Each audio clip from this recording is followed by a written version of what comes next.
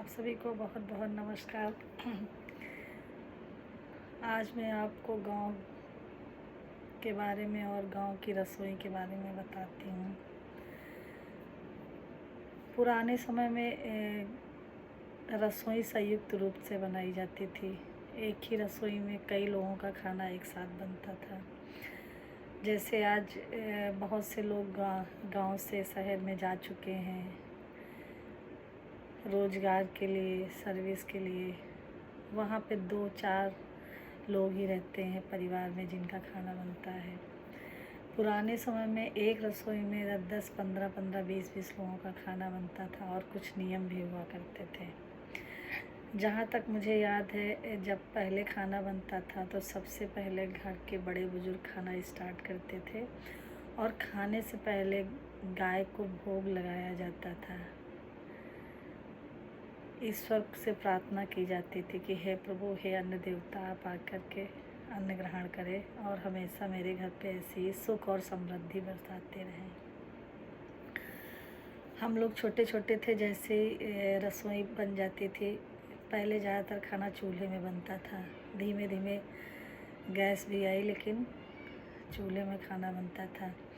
जैसे ही दाल चावल सब्जी बन जाती थी, रोटी बनना स्टार्ट होती थी, दादी मम्मी की आवाज़ आती थी, बाबा को बुला के ले आओ, खाना बन चुका है। हम लोगों का काम था बाबा के लिए लकड़ी का पाटा डालना, जिसको चौकी बोलते हैं, तांबे के लोटे में पानी रखना और एक मिट्टी के बर्तन में थोड़ी सी आग रखना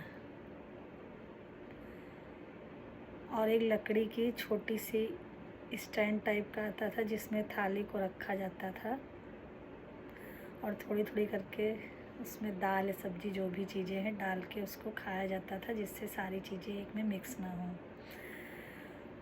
उसके बाद बाबा नहा धो के आते थे। उस समय धोती ज़्यादा पहनी जाती थी।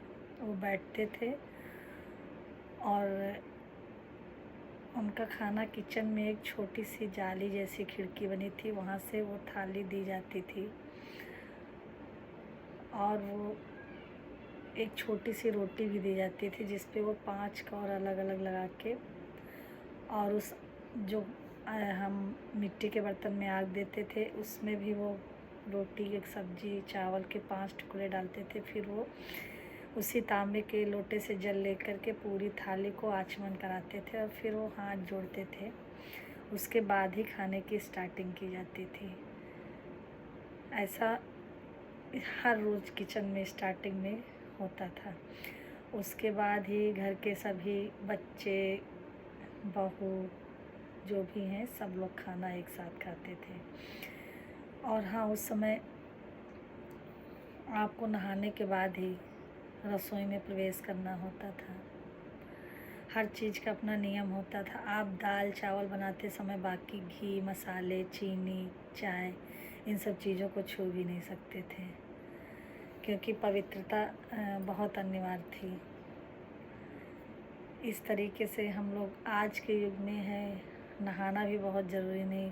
ब्रेकफास्ट वगैरह तो ऐसे ही जल्दी से ब्रेड, चाय, पराठे जो भी चीज़ें हैं बन जाती हैं।